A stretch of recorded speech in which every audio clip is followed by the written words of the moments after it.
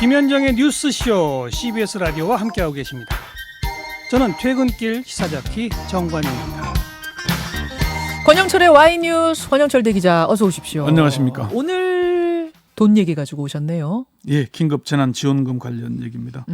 정부가 2천만 가구 중에 1,400만 가구에 대해서 4인 가족 기준 가구당 100만 원을 지급하기로 했죠. 예.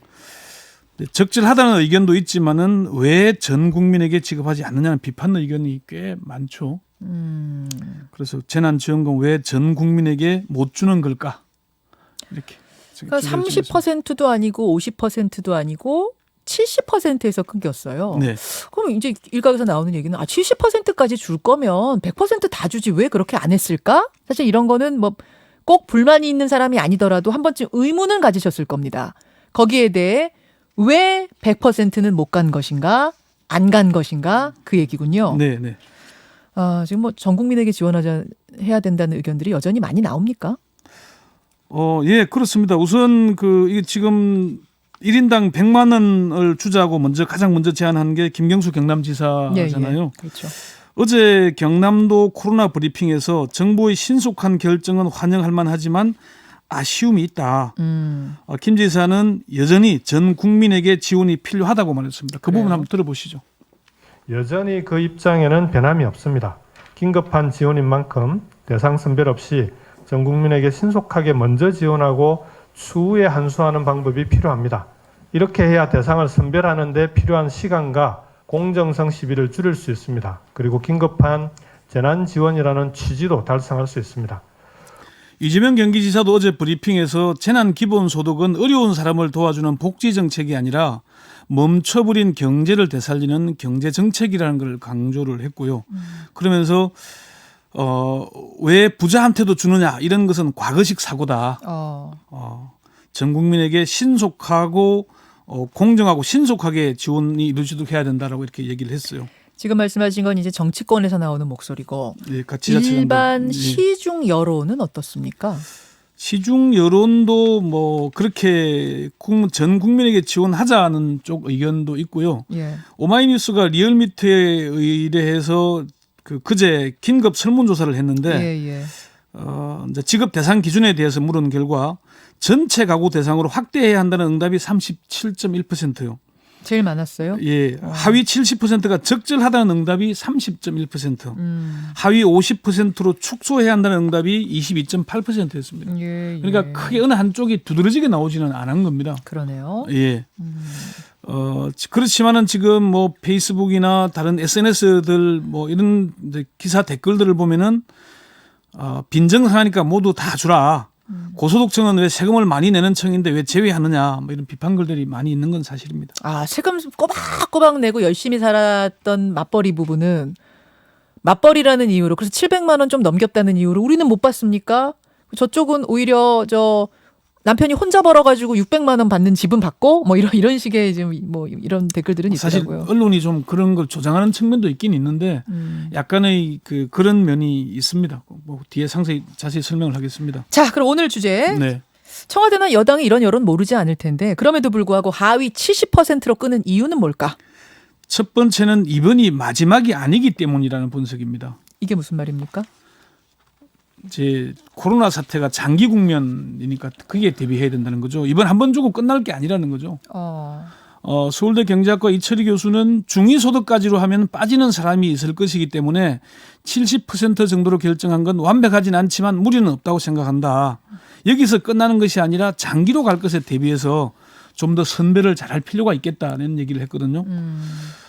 김종인 미래통합당 총괄선대위원장이 이제 어제부터 정당 정강정책 연설을 했지 않습니까? 예. 여기서 코로나 사태가 벌써 2달 넘게 계속되고 있고 언제 끝날지 모르고 세계 경제는 어디로 갈지 예측할 수가 없다. 비상경제 상황은 연말까지 갈 수도 있다. 대통령의 긴급 재정명령 발동을 촉구했습니다. 긴급 재정명령을 발동해야 된다. 이런 말을 김종인 위원장이 했단 말입니다. 네. 이 긴급 재정명령이라는 게 가능해요? 가능하다고 합니다. 김 위원장은 헌법 76조는 대통령에게 긴급 재정 명령권을 주고 있다. 국회 소집을 기다릴 여유가 없다면은 헌법이 규정한 대통령 재정 경제 명령으로 이 문제를 해결하기 바란다. 국회는 그러니까 사후 승인 받고 언제 국회의원 뽑아서 국회에 열어가지고 이걸 통과시켜서 나눠주느냐. 지금 이제 대통령이 해라. 그러니까 총선 이후에 국회 열어서 하면은 5월도 어려울 수 있다는 얘기가 맞아요. 나오잖아요. 예, 예. 그러니까 긴급 재정 명령을 발동해서 빨리 뭐 자영업자 소상공인 임대료 지원도 해주고 빨리 해라 이런 취지거든요.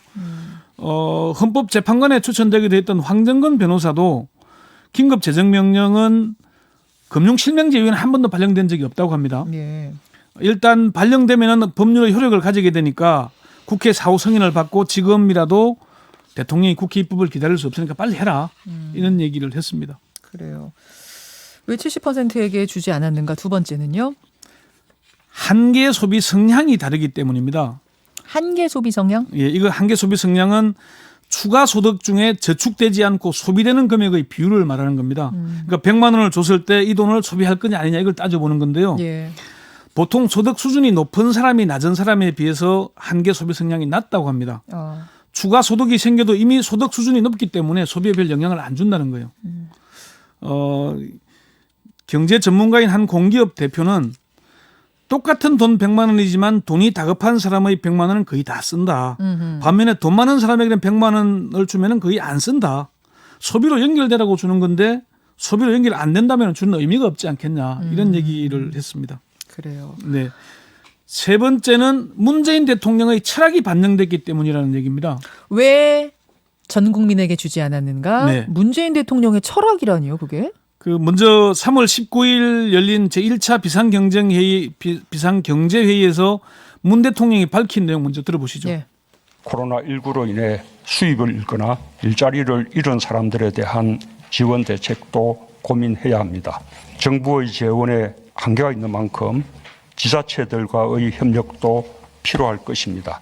통상적 상황이 아닌 만큼 기존의 방식에서 벗어나야 합니다. 조속한 시일 내에 실효성이 있는 취약계층 지원 방안이 논의될 수 있도록 준비해 주기 바랍니다. 문 대통령의 언급 중에 수입을 잃거나 일자리를 잃은 사람, 또 취약계층 지원 방안이라는 말이 나옵니다. 이게 처음부터 선별 지원 방안을 감안했다는 겁니다. 청와대 고위 관계자는 문 대통령은 기본소득처럼 국민 100%에게 다 주는 보편적 지원금은 처음부터 생각하지 않았다. 취약계층에 대한 선별 지원이 철학이었다. 문 대통령이 긴급 생계지원금이라는 말을 여러 차례 사용했다는 걸 강조하기도 했습니다. 왜 전 국민에게 주지 않고 70%만 택했는가? 네 번째 이유? 아무래도 재정 건전성 문제가 될 것입니다. 이게 저는 제일 클 것 같은데요.